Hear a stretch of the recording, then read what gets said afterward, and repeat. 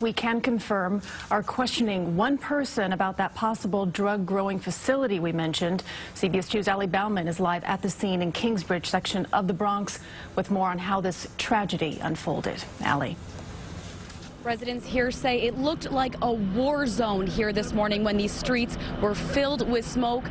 Now authorities have one tenant in questioning of that building that exploded. We got men down with an explosion on the corner of 234 and 7th Avenue. We got a man down, firefighter down. Bad shape. What may have been a pot farm is now just rubble after the two-story home on 234th Street and Tibbetts Avenue in the Bronx exploded just after 7 a.m. A rude awakening for the entire neighborhood. I woke up with the blast and the whole house was shaking. I thought that all the window was going to crack. It was terrible.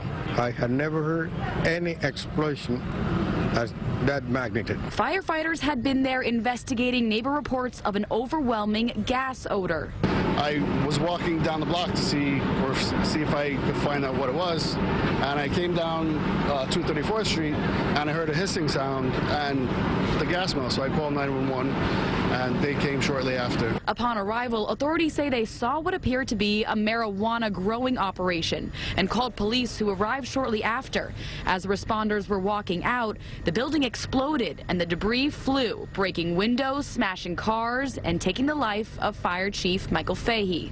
There were 12 additional injuries, 6 police officers, 2 civilians, and 3 Con Ed workers, along with, I believe, 9 firefighters. Neighbors we spoke to say the house had been rented out to Manhattan college students over the past few years, and they always kept to themselves. I knew that it was constantly changing, and I never knew who was going to be living in that house.